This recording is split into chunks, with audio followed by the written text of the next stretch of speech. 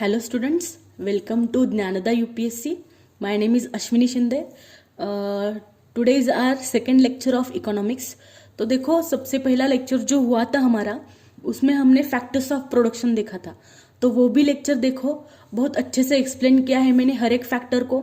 Okay उसके बाद मैंने इनकम के टाइप्स भी उसमें पढ़ाए हैं, तो एक बार वो वीडियो भी आप देखो। ओके अब हम देखेंगे जो बेसिक कंसेप्ट है इकोनॉमिक्स के वो।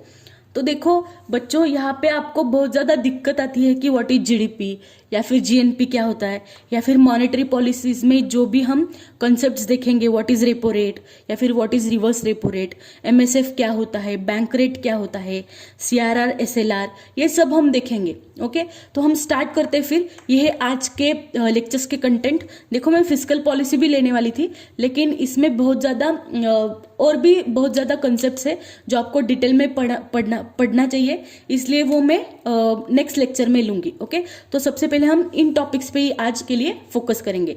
Okay then we will start. Okay तो देखो पहला वाला कंटेंट या फिर फर्स्ट मैंने क्वेश्चन ही लिखा है, व्हाट इज इकोनॉमिक्स। तो देखो इकोनॉमिक्स क्या है, इकोनॉमिक्स तो हम पढ़ रहे हैं, लेकिन इकोनॉमिक्स क्या है। देखो हमने इससे पहला वाला जो लेक्चर देखा था फैक्टर्स ऑफ प्रोडक्शन, तो मैंने उसमें आपको सारे फैक्टर्स अच्छे से पढ़ाए हैं। तो फैक्टर्स ऑफ प्रोडक्शन जो है या फिर इकोनॉमिक्स जो है, तो इकोनॉमिक्स क्या है। तो देखो यहाँ पे economics is nothing but society कैसे अलोकेट करती है जो भी स्कार्स रिसोर्सेस है। तो स्कार्स रिसोर्सेस कौन से है, तो जो भी फैक्टर्स हमने देखे थे which is land, labour, capital and entrepreneurship, जो भी चार जो फैक्टर्स ऑफ प्रोडक्शन है, तो वो पीपल कैसे या फिर सोसाइटी कैसे अलोकेट करती है उन रिसोर्सेस को टू प्रोड्यूस आउटपुट। तो आपको क्या करना है, मैंने बताया था कि जो फैक्टर्स ऑफ प्रोडक्शन है ना चारों, वो एज ए इनपुट देखेंगे और उन इनपुट्स को हम अप्लाई करेंगे और उससे हम क्या करेंगे, कुछ तो आउटपुट प्रोड्यूस करेंगे। तो आउटपुट क्या होंगे फिर, कोई भी गुड या फिर कोई भी सर्विस। तो देखो यहाँ पे इकोनॉमिक्स मीन्स व्हाट, कि सोसाइटी कैसे अलोकेट करती है वो जो स्कार्स रिसोर्सेस है, मीन्स व्हाट, कौन से first land, labour, capital and entrepreneurship, उसे कैसे अलोकेट करती है to produce output. To produce output means what, to produce goods and services. Okay उसे हम क्या बोलेंगे, इकोनॉमिक्स। तो आई होप सबको समझ में आया होगा कि इकोनॉमिक्स क्या है। उसके बाद देखो सेकेंड पॉइंट हम देखेंगे कि एग्जैक्टली मेन ऑब्जेक्टिव क्या होता है किसी भी इकोनॉमी का। तो देखो there are 3 main objectives. Okay तो मेन ऑब्जेक्टिव्स क्या क्या आएंगे फिर यहाँ पे, या फिर यहाँ पे ऑब्जेक्टिव क्या होगा, देखो तो production of goods and services. Okay क्या करना है हमें किसी भी इकोनॉमी में, देखो क्या होगा, कोई भी सर्विस प्रोड्यूस होने वाली है या फिर कोई भी गुड प्रोड्यूस होने वाला है, तो मेन ऑब्जेक्टिव क्या होगा किसी भी इकोनॉमी का, तो to produce goods and services. अब देखो यहाँ पे 3 बेसिक इकोनॉमिक एक्टिविटीज। तो इकोनॉमिक एक्टिविटीज क्या है, देखो इकोनॉमिक्स में सबसे इंपॉर्टेंट आपको क्या करना है, तो प्रोड्यूस करने हमें गुड्स एंड सर्विसेज। तो उसी में सेंटर में रख के हम सारे कंसेप्ट क्लियर कर लेंगे। तो देखो 3 बेसिक इकोनॉमिक एक्टिविटीज क्या होंगे फिर, सबसे पहला प्रोडक्शन, कि प्रोडक्शन हमें करना है। उसके बाद अगर प्रोडक्शन होता है किसी भी गुड का या फिर सर्विस का, तो ऑब्वियसली उसे कोई ना कोई उसका कंजम्पशन भी होगा। ओके तो सबसे पहला वाला बेसिक कंपोनेंट क्या था बेसिक एक्टिविटी, सबसे पहले प्रोडक्शन, उसके बाद consumption and third is capital formation. तो जो भी गुड्स या फिर सर्विसेज प्रोड्यूस होते हैं तो उसे हम सेव भी तो करते हैं, उस सारे के सारे कंजम्पशन तो नहीं होंगे। ओके तो कुछ सेव भी होंगे, तो उसे हम क्या बोलेंगे, कैपिटल फॉर्मेशन। तो देखो मैं यहाँ पे लिखूंगी बेसिक एक्टिविटीज। देखो मैंने शॉर्टकट में लिखा है, सबसे पहला क्या है, सबसे पहली बेसिक इकोनॉमिक एक्टिविटी प्रोडक्शन, उसके बाद consumption and third is capital formation. Okay I hope सबको समझ में आया है। तो देखो हमारा ये भी क्वेश्चन क्लियर हो गया। अब देखो अब हम देखेंगे वेरी इंपॉर्टेंट टॉपिक, और बच्चों को ज्यादा क्यूरियोसिटी भी रहती कि एग्जैक्टली डिफरेंस क्या है जीडीपी में और जीएनपी में, या फिर जीडीपी एग्जैक्टली होता क्या है, नेशनल इनकम क्या है। तो अब आपके सारे डाउट्स क्लियर होने वाले। ओके तो देखो there are 2 types of national income. तो देखो सबसे पहला है GDP and second is GNP. तो GDP means what, gross domestic production. Okay GDP means what, gross domestic production. तो देखो जीडीपी मीन्स व्हाट, देखो GDP stands for the total value of goods and services produced inside the territory of India, जो भी goods and services produce होंगे inside the territory of India, okay, उसी goods और services के total value को हम क्या बोलेंगे, जीडीपी। लेकिन देखो यहाँ पे इनसाइड टेरिटरी ऑफ इंडिया तो आया है, लेकिन जो टेरिटरी है इंडिया की उसमें कौन कौन प्रोड्यूस करेगा, उसमें इंडियंस भी प्रोड्यूस करेंगे और फॉरेनर्स भी प्रोड्यूस करेंगे। तो जब आप जीडीपी को कंसिडर करोगे तो उसमें आप कंसिडर तो यही करोगे कि यहाँ पे देखो total value of goods and services produced inside the territory of India, लेकिन वो प्रोड्यूस कौन करेगा, फॉरेनर्स भी प्रोड्यूस करेंगे और इंडियंस भी प्रोड्यूस करेंगे।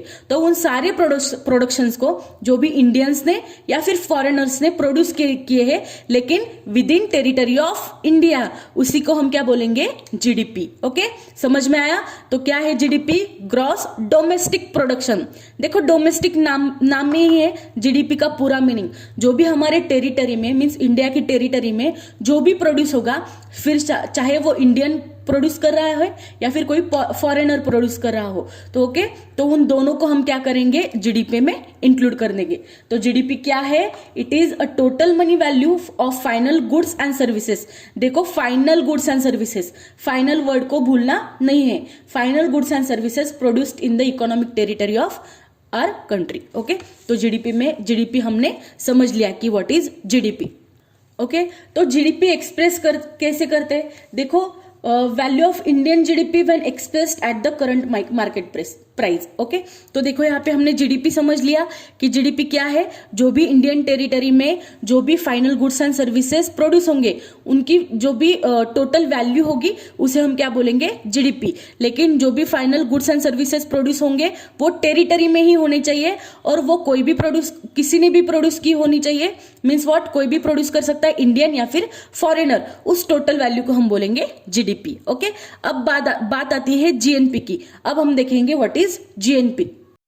देखो तो जीएनपी क्या है, it is total value of goods and services. ये भी टोटल वैल्यू है गुड्स एंड सर्विसेज की, लेकिन क्या, produced by the people of country in given year, people of country in a given year. Okay, दिए हुए साल में या फिर ईयर में जो भी हमारे कंट्री के पीपल है या फिर लोग है वो कितने गुड्स एंड सर्विसेज प्रोड्यूस करेंगे उसकी टोटल वैल्यू यहाँ पे आएगी। ओके, अब आप बोलोगे मैम दोनों में तो सेम ही है, लेकिन देखो यहाँ पे जीडीपी में टेरिटरी का लिमिटेशन था, क्या कि टेरिटरी कंपलसरी इंडियन होनी चाहिए, लेकिन जीएनपी में ऐसी कोई भी लिमिटेशन नहीं है। यहाँ पे it is not territory specific, ये टेरिटरी स्पेसिफिक नहीं है। ओके, तो देखो यहाँ पे if we consider the GNP of India it can be seen that GNP is lesser than GDP. अब क्यों, यहाँ पे देखो हर बार यहाँ पे ऐसे ही होगा, आपकी जो जीएनपी है वो लेस होगी जीडीपी से। ओके, तो नोट करना है सबने, वेरी इंपॉर्टेंट, प्रीलिम्स में भी पूछा जा सकता है। सबसे पहले हम जीएनपी क्लियर कर लेते हैं, फिर हम इस एक्सप्रेशन पे जाएंगे। तो जीडीपी तो पता चला, जो भी टेरिटरी में प्रोड्यूस होगा गुड्स एंड सर्विस उसकी टोटल वैल्यू हम जीडीपी में लेंगे और फॉरेनर्स और इंडियंस दोनों प्रोड्यूस करेंगे। ओके, जीडीपी में। लेकिन जीएनपी में हमने देखा कि total value of goods and services जो भी प्रोड्यूस होंगे उसे ही हम जीएनपी बोलेंगे, लेकिन यहाँ पे टेरिटरी का लिमिटेशन नहीं है, it is not territory specific. Okay, और यहाँ पे एक आता है इंपॉर्टेंट, क्या कि यहाँ पे देखो जो भी जीएनपी है वो लेस देन जीडीपी होगा। तो why GNP is less than GDP, देखो जो भी ग्रॉस नेशनल प्रोडक्शन है, जो भी ग्रॉस नेशनल प्रोडक्ट है, देखो मींस जीएनपी है, तो उसमें मैंने बताया आपको कि goods and services produced by people of a country. तो देखो जीडीपी में हमने देखा था कि इंडियंस भी प्रोड्यूस करते हैं और फॉरेनर्स भी प्रोड्यूस करते हैं, लेकिन with in territory of India. GNP पे हमने देखा कि सिर्फ कंट्री के लोग मीन्स सिर्फ इंडियंस ही प्रोड्यूस करेंगे, लेकिन ये टेरिटरी स्पेसिफिक नहीं है। मीन्स व्हाट, अगर हमारे देश के कोई कुछ लोग जो बाहर दूसरे देश में अगर इनकम जनरेट करते या फिर कमाते हैं तो वो भी जीएनपी में क्या होगा, ऐड होगा।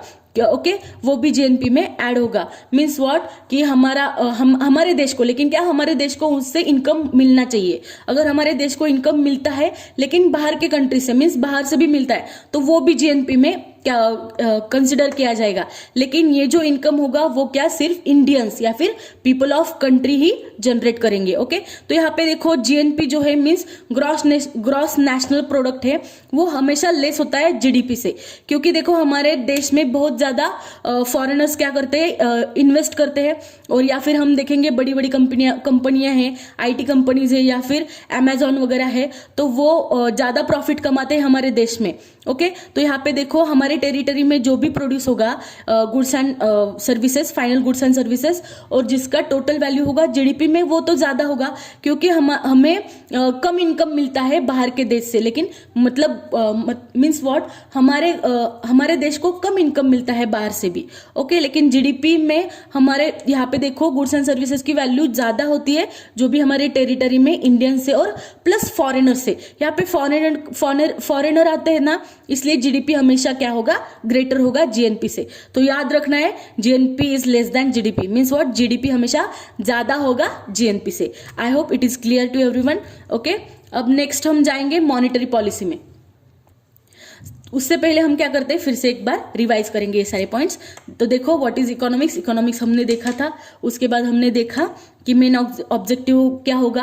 देखो इकोनॉमिक्स में हमने देखा था फैक्टर्स ऑफ प्रोडक्शन से, तो फैक्टर्स ऑफ प्रोडक्शन या फिर हमें स्कार्स ऑफ रिसोर्सेज बोलते हैं उसे, तो वो कैसे कोई भी सोसाइटी अलोकेट करती है to produce any output. Output means what, कोई भी गुड और सर्विस प्रोड्यूस करने के लिए उन फैक्टर्स ऑफ प्रोडक्शन को कैसे अलोकेट करेगी, उसे हमने देखा था इकोनॉमिक्स। मेन ऑब्जेक्टिव क्या था, production of service and goods. उसके बाद हमने 3 बेसिक इकोनॉमिक एक्टिविटीज भी देखे थे। सबसे पहले थी प्रोडक्शन, उसके बाद consumption and next capital formation. It is nothing but saving, okay, या फिर इन्वेस्टमेंट भी बोल सकते हैं। उसके बाद हमने जो मेन कंसेप्ट है इकोनॉमिक्स में, नेशनल इनकम में जीडीपी एंड जीएनपी। तो जीडीपी में मैंने बताया कि ये इंडियन टेरिटरी में ही होना चाहिए, प्रोड्यूस गुड्स एंड सर्विसेज, उसकी टोटल वैल्यू लेंगे हम, और ये इंडियंस और फॉरेनर्स दोनों को कंसिडर किया जाएगा। जीएनपी में लेकिन सिर्फ क्या करेंगे हम इंडियंस को कंसिडर करेंगे, लेकिन यहाँ पे ये टेरिटरी स्पेसिफिक नहीं है। यहाँ पे हम उन्हीं गुड्स और सर्विसेज को कंसिडर करेंगे जो इंडियन टेरिटरी में क्या होते हैं, प्रोड्यूस होते हैं, लेकिन इसमें हम उन सारे सर्विसेज को या फिर गुड्स को कंसिडर करेंगे जो हमारे कंट्री में प्लस बाहर के कंट्री में प्रोड्यूस होते हैं। ओके, जो हमारे देश को इनकम मिलेगा जिससे। ओके, तो यहाँ पे सिर्फ इंडियंस आएंगे, यहाँ पे फॉरेनर्स नहीं आएंगे। तो इसके वजह से, फॉरेनर्स की वजह से जीडीपी हमारा हमेशा ग्रेटर होता है than GNP. I hope it is clear to everyone. Okay, now we will move to the another concept which is very important concept again, monetary policy. अब सबसे पहले वर्ड आता है मॉनेटरी पॉलिसी। अब हम ये कंसेप्ट्स तो देखने वाले हैं, लेकिन सबसे पहले समझ लेते हैं कि मॉनेटरी पॉलिसी होती क्या है। Okay, monetary policy refers to the policy of the central bank. जो भी सेंट्रल बैंक है आपके कंट्री की, वो जो भी पॉलिसीज क्या करेगी, रेफर करेगी, उसे हम बोलेंगे मॉनेटरी पॉलिसी। तो देखो इंडिया की कौन सी है सेंट्रल बैंक, देखो the India reserve bank of India. देखो रिजर्व बैंक ऑफ इंडिया जो है वो हमारी क्या है, सेंट्रल बैंक है, which is responsible for monetary policy. तो प्रीलिम्स में क्वेश्चन भी पूछा जा सकता है कि मॉनेटरी पॉलिसीज के लिए कौन रिस्पॉन्सिबल है, तो it is nothing but the RBI या फिर रिजर्व बैंक ऑफ इंडिया। अब देखो इसमें हम देखेंगे first concept, very important concept, जिसमें बच्चे बहुत ज्यादा डरते हैं इन सारे कंसेप्ट से। देखो मैं बहुत इजी तरीके से आपको समझाऊंगी कि व्हाट इज रेपो रेट या फिर रिवर्स रेपो क्या होता है, एमएसएफ क्या होता है। तो ध्यान देना है। सबसे पहले हम स्टार्ट करेंगे रेपो रेट से। ओके, तो रेपो रेट मीन्स व्हाट, उसका फुल फॉर्म क्या है, रीपर्चेस ऑप्शन। ओके, मैं रिपीट करूंगी, रेपो का फुल फॉर्म क्या है, रीपर्चेस ऑप्शन। तो ये रीपर्चेस ऑप्शन या फिर रेपो मीन्स क्या है, या फिर ये रेट क्या होगा। तो देखो रेट वर्ड इंपॉर्टेंट है। ओके, तो देखो यहाँ पे रीपर्चेस ऑप्शन है, जब आरबीआई या फिर रिजर्व बैंक ऑफ इंडिया किसी भी बैंक को लोन देती है ना, ओके, आरबीआई क्या करेगी, बैंक को लोन देगी, तो वो जो लोन होगा वो किस इंटरेस्ट रेट पे दिया जाएगा, उस इंटरेस्ट रेट को हम क्या बोलेंगे, रेपो रेट। ओके, समझ में आया। मींस आरबीआई क्या कर रहा है, बैंक को लोन दे रहा है, और जिस रेट पे वो दे रहा है उस रेट को हम बोलेंगे रेपो रेट। देखो इजी है ना। तो यहाँ पे देखो बैंक लोन लेगा आरबीआई से, मींस आरबीआई लोन देगा बैंक को, और जिस रेट पे लोन देगा उसे हम बोलेंगे repo rate. Okay, I hope सबको समझ में आया है। तो देखो यहाँ पे लोन मिलेगा, लेकिन यहाँ पे देखो सबसे इंपॉर्टेंट कि bank repurchases the securities deposited with RBI at the repo rate. तो सबसे इंपॉर्टेंट, अगर बैंक को लोन चाहिए तो बैंक क्या करेगी, रीपर्चेस करेगी क्या, securities deposited with RBI. Okay, next अब कंसेप्ट आती है रिवर्स रेपो रेट की। अब रिवर्स रेपो रेट क्या था, रेपो रेट में आरबीआई दे रही थी लोन, किसको दे रही थी, बैंक को। अब इससे रिवर्स होगा, वर्ड है ना यहाँ पे रिवर्स, तो रिवर्स होगी प्रोसेस। यहाँ पे क्या होगा, अब बैंक देगी आरबीआई को लोन। कभी कभी आरबीआई को भी पैसों की जरूरत होती है, तब आरबीआई भी क्या करती है, लोन लेती है बैंकों से। तो जब बैंक देगी लोन किसको, आरबीआई को, उसे हम बोलेंगे रिवर्स रेपो रेट। ओके, तो रेपो का लॉन्ग फॉर्म जो है वो भूलना नहीं है। रेपो का लॉन्ग फॉर्म क्या था, रीपर्चेस ऑप्शन। तो देखो रेपो में आरबीआई देगी बैंक को लोन, रिवर्स रेपो रेट में बैंक देगी आरबीआई को लोन। तो देखो यहाँ पे एक एक्सप्रेशन आता है, क्या आता है कि आपका जो रेपो रेट है और रिवर्स रेपो रेट है उनमें एक रिलेशन आएगा। तो जो रिवर्स रेपो रेट है ना, तो यहाँ पे रेट, यहाँ पे भी अगेन रेट, जिस रेट पे बैंक आरबीआई को लोन देगी उस रेट को हम बोलेंगे रिवर्स रेपो रेट। तो जो आपका रिवर्स रेपो रेट होगा ना, वो हमेशा क्या होगा, लोअर होगा देन रेपो रेट। ओके, हमेशा आरबीआई जो भी पैसा लेगी या फिर लोन लेगी वो रेट हमेशा क्या होगा, लोअर होगा than repo rate. Okay okay, तो देखो मैंने यहाँ पे लिखा reverse repo rate is always less than repo rate. Okay, तो ये याद रखना है, reverse repo rate is always lower than repo rate. Okay, I hope सबको समझ में आया अब what is repo rate and what is reverse repo rate, और उनमें डिफरेंस क्या है वो भी सबको समझ में आया है। अब हम नेक्स्ट कंसेप्ट की ओर जाएंगे, जो कि नेक्स्ट कंसेप्ट है आपकी एमएसएफ या फिर marginal standing facility. Very easy concept, ध्यान दो सिर्फ। ओके, तो अब हम देखेंगे what is marginal standing facility, या फिर शॉर्ट फॉर्म में उसे एमएसएफ भी बोलते हैं। तो what is marginal standing facility, अब देखो कभी कभी बैंकों को ओवरनाइट के लिए क्या करना है, लोन चाहिए होता है, फिर बोरो करना होता है मनी, तो उसके लिए marginal standing facility RBI provide करता है। तो देखो लेकिन यहाँ पे कुछ लिमिटेशंस है या फिर कुछ रेस्ट्रिक्शंस है। तो एमएसएफ या फिर मार्जिनल स्टैंडिंग फैसिलिटी कौन से बैंकों को अवेलेबल है, तो सिर्फ स्केड्यूल्ड कमर्शियल बैंक क्या कर सकते हैं, मार्जिनल स्टैंडिंग फैसिलिटी को क्या कर सकते हैं, यूज कर सकते हैं। तो सबसे पहले फिर कंसेप्ट आती है what is scheduled commercial bank. तो देखो सबने लिखना है, मैं धीरे धीरे पढ़ूंगी कि क्या होता है स्केड्यूल्ड कमर्शियल बैंक। तो देखो scheduled commercial bank in India refers to those banks which have been included in the second schedule of Reserve Bank of India। जो भी सेकेंड स्केड्यूल में आएंगे रिजर्व बैंक ऑफ इंडिया के, उसे हम बोलेंगे क्या, स्केड्यूल्ड बैंक्स। ओके, तो ये कौन से एक्ट के अंडर आता है, तो देखो जो भी आरबीआई एक्ट है हमारा 1934 का, उस एक्ट के अंडर आता है स्केड्यूल्ड बैंक्स। तो स्केड्यूल्ड कमर्शियल बैंक्स कौन से होंगे, जो भी आरबीआई के सेकेंड स्केड्यूल में क्या है, इंक्लूडेड है। और वो कौन से एक्ट के अंडर आते हैं, इंडिया आरबीआई एक्ट 1934। ओके, तो याद रखना है, reserve bank of India in turn includes only those banks in this schedule which satisfy the criteria laid down by the section 42 of the RBI act 1934। Okay, तो वो मैं यहाँ पे लिखती हूँ, देखो। ओके, देखो मैंने यहाँ पे ऐड कर दिया कि सबसे पहले जो मार्जिनल स्टैंडिंग फैसिलिटी है, तो मैंने बताया था कि यहाँ पे अगर ओवरनाइट किसी भी बैंक को अगर मनी बोरो करना है फ्रॉम आरबीआई, तो ये वाली फैसिलिटी वो क्या करेंगे, यूज करेंगे। लेकिन यहाँ पे रेस्ट्रिक्शंस है, कुछ ही बैंक क्या कर सकते हैं, इस फैसिलिटी को यूज कर सकते हैं। तो कौन से बैंक्स, तो उन्हें हमने बोला था स्केड्यूल्ड कमर्शियल बैंक्स। तो स्केड्यूल्ड कमर्शियल बैंक्स होते क्या है, तो हम क्या करेंगे, उन्हीं बैंक्स को स्केड्यूल्ड बैंक्स बोलेंगे जो आरबीआई के सेकेंड स्केड्यूल में आते हैं, फर्स्ट कंडीशन। उसके बाद जो भी सेकेंड शेड्यूल्ड है, जो भी बैंक्स ऐड कर दिए जाते हैं, वो कौन से एक्ट के अंडर कर दिए जाते हैं, तो आरबीआई एक्ट 1934। याद रखना है बच्चों, प्रीलिम्स में क्वेश्चन आ सकता है। ओके, उसके बाद आरबीआई का जो भी 1934 है, तो उसमें कौन से सेक्शन में वो प्रोविजन दिया गया है, तो देखो सेक्शन 42। अब याद कर लोगे। ओके, अब देखते हैं हम मार्जिनल स्टैंडिंग फैसिलिटी क्या है। तो मैंने बताया कि यहाँ पे क्या होगा, अगर किसी भी स्केड्यूल्ड कमर्शियल बैंक को अगर मनी बोरो करना है ओवरनाइट के लिए फ्रॉम आरबीआई, तो देखो आरबीआई लेकिन यहाँ पे अगर लोन देती है या फिर मनी देती है किसी भी बैंक को, लेकिन यहाँ पे जो भी लोन अप्रूव होगा वो क्या होगा, अगेंस्ट सिक्योरिटीज। यहाँ पे सिक्योरिटीज देने होंगे तभी जाके उन्हें क्या मिलेगा, फिर लोन मिलेगा। अब देखो यहाँ पे और एक रेस्ट्रिक्शन आता है। रेस्ट्रिक्शन क्या, यहाँ पे बोरोविंग लिमिट होगी हर एक बैंक को। यहाँ पे देखो मार्जिनल स्टैंडिंग फैसिलिटी जो है वो 2% of their respective net demand and time liabilities, या फिर उसे एनडीटीएल भी बोलते हैं हम। तो देखो यहाँ पे अगर सबसे पहली लिमिटेशन या फिर रेस्ट्रिक्शन था कि वो कंपलसरी क्या होनी चाहिए, बैंक जिसे लोन बोरो करना है ओवरनाइट के लिए फ्रॉम आरबीआई, तो वो क्या होनी चाहिए, स्केड्यूल्ड कमर्शियल बैंक होनी चाहिए।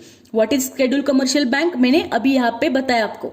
उसके बाद सेकेंड रेस्ट्रिक्शन है कि अगर उसे बोरो करना है मनी तो उस पर भी क्या है, लिमिटेशन है। वो सिर्फ उतना ही मनी बोरो कर सकता है कितना, मार्जिनल स्टैंडिंग फैसिलिटीज कितनी है, 2% है सिर्फ, with respect to their net demand and time liabilities. अब यहाँ पे आपको क्वेश्चन आया होगा what is net demand and time liabilities. Okay, तो net demand and time liabilities क्या होता है, तो देखो बच्चों ये डिफरेंस होता है between sum of demand and time liabilities. Means what, deposits of bank, sum क्या होता है, सम होता है, एडिशन होगी, समेशन होगी, तो किसके बीच में, तो deposits of a bank with public और other bank and the deposits in form of assets held by the other banks। तो सबसे पहला क्या होगा यहाँ पे, net demand and time liabilities means what, यहाँ पे देखो डिफरेंस होगा between sum of demand and time liabilities means deposits of a bank with public और other bank and the deposits in the form of assets held by the other bank। Okay, तो इसे हम क्या बोलेंगे, NDTL या फिर net demand and time liabilities. तो देखो हमने मार्जिनल स्टैंडिंग फैसिलिटी भी देखी, तो उसमें 2 रेस्ट्रिक्शंस थे, वो स्केड्यूल्ड कमर्शियल बैंक होनी चाहिए, और सेकेंड हमने देखा कि सिर्फ 2% ऑफ देयर एनडीटीएल उन्हें क्या मिल सकता है, वो उतना ही मनी वो बोरो कर सकते हैं। कौन, बैंक, किससे, आरबीआई से। ओके, आई होप ये भी आपको समझ में आया होगा। अब उसके बाद कंसेप्ट आता है, देखो एमएसएफ भी हमारा कंप्लीट हो गया। अब उसके बाद कंसेप्ट आता है बैंक रेट। अब यहाँ पे भी देखो बैंक रेट जो है वो क्या है, बैंक रेट अगेन रेट है जिस रेट पे आरबीआई बैंक को लोन देगी। अब यहाँ पे भी देखो क्या है कि अब यहाँ पे भी देखो क्या होगा कि आरबीआई लोन देगी बैंक को लोन देगी, तो वो जो रेट होगा उसे हम क्या बोलेंगे, बैंक रेट। तो फिर आप बोलोगे कि मैम एमएसएफ और बैंक रेट में एग्जैक्टली डिफरेंस क्या होगा, तो देखो यहाँ पे कमर्शियल बैंकों को लोन मिलेगा और यहाँ पे भी कमर्शियल बैंक ही चाहिए, तो कमर्शियल बैंकों को लोन मिलेगा, लेकिन यहाँ पे जो था मार्जिनल स्टैंडिंग फैसिलिटी में वो ड्यूरेशन तो ओवरनाइट था, लेकिन यहाँ पे क्या होगा, ड्यूरेशन लॉन्ग होगा, मीन्स ज्यादा ड्यूरेशन के लिए बैंक रेट पे आपको लोन मिलेगा। तो अगर प्रीलिम्स में क्वेश्चन पूछा जाता है कि किसमें शॉर्ट पीरियड होता है या फिर ओवरनाइट के लिए बैंक रेट से लोन मिलता है या फिर एमएसएफ से मिलता है, तो एमएसएफ से। यहाँ पे ओवरनाइट के लिए लोन चाहिए तो बैंक क्या कौन सी फैसिलिटी यूज करेंगे, एमएसएफ। और यहाँ पे बैंक रेट के लिए अगर उन्हें लॉन्ग टर्म के लिए लोन चाहिए तो वो बैंक रेट पे क्या लेंगे, लोन लेंगे, लेकिन bank rate is higher rate. Okay, यहाँ पे हायर रेट होगा बैंक रेट। ओके, याद रखना है, bank rate is higher than MSF. Okay, bank rate जो होगा यहाँ पे वो हायर होगा रेपो से, नॉट एमएसएफ से। तो देखो यहाँ पे जो आपका बैंक रेट होगा वो हायर होगा रेपो से। ओके, रेपो रेट से। तो कोई भी अगर आपको डिफरेंस पूछता है एमएसएफ और बैंक रेट में, तो देखो जो एमएसएफ है उस पे रेस्ट्रिक्शंस है, और क्या कि यहाँ पे सबसे इंपॉर्टेंट क्या है, वो शेड्यूल्ड कमर्शियल बैंक को ही देंगे और 2% ऑफ देयर एनडीटीएल उतना ही वो बोरो कर पाएंगे बैंक्स। लेकिन यहाँ पे वो जो है ना 2% ऑफ एनडीटीएल, वो यहाँ पे रेस्ट्रिक्शन नहीं है। ओके, अब उसके बाद हम देखेंगे सीआरआर एसएलआर क्या होता है और सीआरएआर क्या होता है, फिर हमारा लेक्चर खत्म हो जाएगा। तो बच्चों आई होप सबको ये वाले कंसेप्ट समझ में आए हैं। अब हम चलते हैं वेरी इंपॉर्टेंट और जो आपका फेवरेट टॉपिक है सीआरआर, उसकी तरफ। तो देखो सीआरआर का लॉन्ग फॉर्म क्या होता है, CRR is nothing but cash reserve ratio. तो कैश रिजर्व रेशो जो है उसे हम क्या बोलते हैं शॉर्ट फॉर्म में, सीआरआर। तो सीआरआर होता क्या है, देखो यहाँ पे क्या करना है, it corresponds to the percentage of liquid reserves each bank have to keep as cash reserve with RBI. तो यहाँ पे देखो क्या करना होगा, हर एक बैंक को कुछ कुछ कैश रिजर्व क्या करना है, आरबीआई के पास में रखना है। जो भी क्या करेंगे वो आरबीआई के पास या फिर आरबीआई में डिपॉजिट करेंगे, उस कैश रिजर्व को हम क्या बोलेंगे, सीआरआर। तो देखो यहाँ पे कैश रिजर्व रेशो है, तो वो क्या होगा, देखो हर बार चेंज होता रहता है। तो करंट अफेयर्स में आपको पढ़ना है कि सीआरआर क्या है, करंट सीआरआर क्या है या फिर एसएलआर क्या है।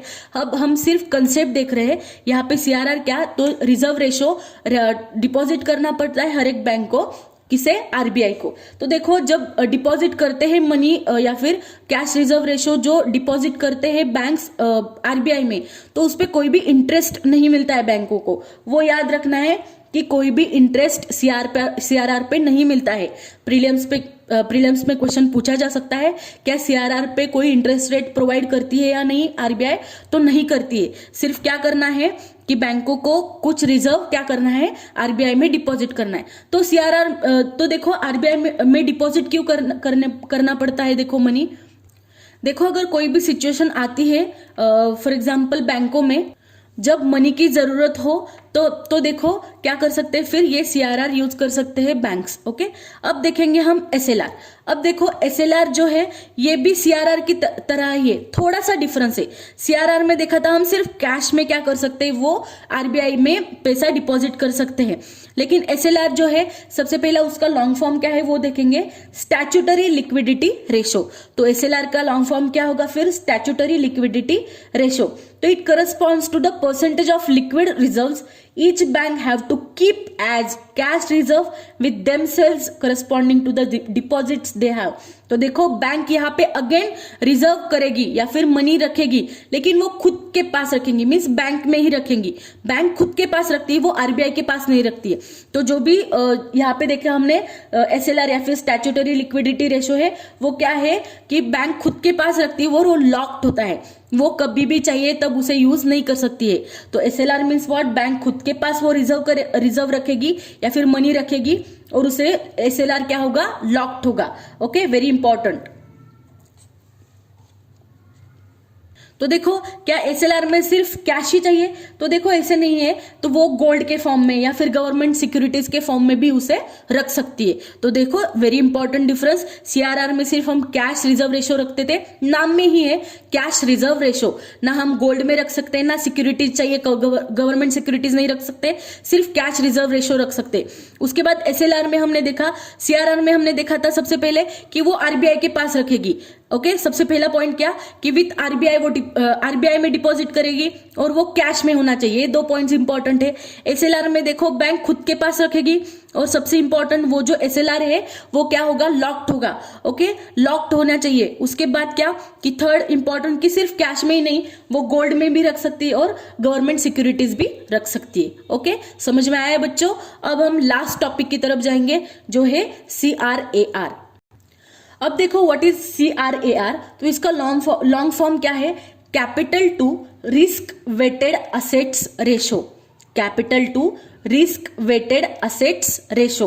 ओके, तो यहाँ पे क्या कैसे करेंगे फिर, it is arrived at by dividing the capital of the bank by aggregated risk weighted assets. तो हम क्या करेंगे, जो भी टोटल कैपिटल होगा बैंक का उसे डिवाइड कर देंगे, किससे डिवाइड कर देंगे, जो भी रिस्क वेटेड असेट से। देखो यहाँ पे कि क्या होना चाहिए, सीआरएआर मीन्स व्हाट, जो भी आपका capital to risk weighted assets ratio है उसे हम कैसे लिखेंगे, टोटल कैपिटल जो भी होगा बैंक का उसे डिवाइड करेंगे किससे, रिस्क वेटेड असेट से। ओके, तो यहाँ पे देखो ये तो सबको समझ में आता है कि सीआरएआर क्या है कि टोटल कैपिटल डिवाइडेड बाय जो भी रिस्क वेटेड असेट है वो। लेकिन सीआरएआर पे क्वेश्चन क्या पूछा जाता है, देखो कि आपका यहाँ पे घुमा के क्वेश्चन पूछते हैं। तो एक सेंटेंस इंपॉर्टेंट है, लिखना है सबने। सबसे पहला पॉइंट ऐड करो यहाँ पे कि यहाँ पर हम क्या करेंगे, कैपिटल डिवाइड बाय क्या करेंगे, जो भी रिस्क वेटेड असेट से आपके उसे हम क्या करेंगे, डिवाइड कर देंगे। और सेकेंड पॉइंट ऐड करना है,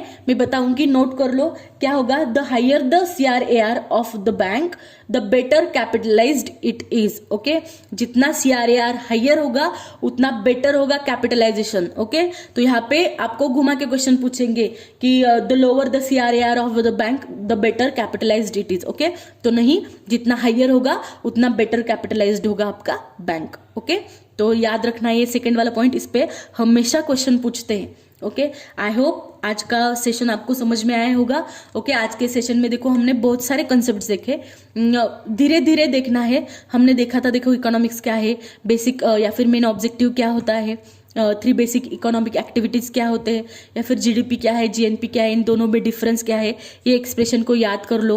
ओके, फिर उसके बाद हमने रेपो देखा, रेपो रेट देखा, रिवर्स रेपो रेट देखा, MSF देखा, बैंक रेट देखा, और सबसे इंपॉर्टेंट हमने CRR SLR भी देखा, और CRAR भी देखा। CRAR मीन्स व्हाट, जो भी आपका टोटल कैपिटल होगा बैंक का divided by total risk weighted assets. और यहाँ पे देखो जितना हाइयर होगा आपका CRAR उतना ही कैपिटलाइज्ड होगा आपका bank. Okay, thank you for the today's lecture. और अगर आपको कोई भी डाउट है या फिर कोई भी टॉपिक पे, अगर आपको किसी भी टॉपिक में डाउट है तो वो टॉपिक आप मेंशन करो इन कमेंट बॉक्स में, उसे भी एक्सप्लेन करूंगी। Okay, thank you, have a very nice day.